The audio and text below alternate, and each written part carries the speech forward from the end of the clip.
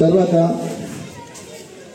మన తెలుగు మాస్టర్ గురువు గారు సుబ్రహ్మణ్య శర్మ గారు ఆ సార్ గురించి రెండు మాటల్లో సార్ పేరు ఎవరికైనా ఇటువరకు తెలుసా? మీకే కాదు, మన చుట్టుపక్కల వాళ్ళకు తెలియదు, మన పేరెంట్స్ కు తెలియదు, బహుశా తెలిసో తెలియకో మాట్లాడుతున్నా సార్. కొంతమంది టీచర్లు కూడా తెలియకపోయి ఉండొచ్చు. తెలుగు సార్ మాత్రమే బాపన సారు అని మాత్రం పరిచయం సార్. సో ఆ గురువుకి రెండు మాటలు ఆ గురువు పరంగా. సారు ఇదివరకు రాము సారు, తర్వాత తెలుగు మాస్టర్ సుబ్రహ్మణ్య శర్మ సార్ గారు పిల్లల్ని ఎలా 9th నుంచి 10th కు ప్రమోట్ అయితే గుడికి తీసుకెళ్లి టెంకాయ కొట్టించి వాళ్ళ పిల్లల్లాగా చూసుకునేవారు.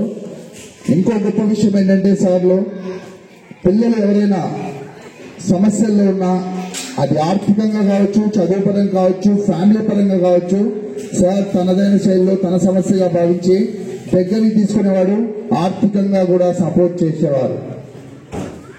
ఇకపోతే వెంగాశ్రంగా సారు చమత్కారంగా కొన్ని విషయాలు మనతో చెప్పేవాడు. బాగా లెసన్ చెప్తూ ఉంటాడు. నోట్స్ లెసన్ అయిపోయిన తర్వాత నోట్స్ ఇచ్చేటప్పుడు నోట్స్ ఎండింగ్ లో ఒక సెంటెన్స్, ఒక వాక్యం చివరిలో ఒక పులి స్టాప్ వస్తుంది కదా, ఆ పులి స్టాప్ కి అందరూ గుర్తుండిపోయేలాగా, అందరికీ గుర్తుండిపోయేలాగా, ఈవెందో చదువు పరంగా నేను చాలా తక్కువేమో అనే స్టూడెంట్ కూడా గుర్తు పెట్టుకునే విధంగా ఒక మాట చెప్తాడు.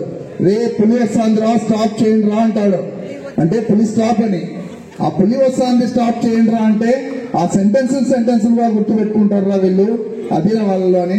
ఆ విధంగా చదువు నేర్పిన గొప్ప గురువు మన Telugu master Bapanna sir, so Subrahmanya Sharma sir. ఆ సార్ను మన బ్యాచ్ గురించి తన అనుభవాలు, జ్ఞాపకాలు, తన అమూల్యమైన సలహాలు, సూచనలు ఇవ్వవలసిందిగా ప్రార్థిస్తున్నాను.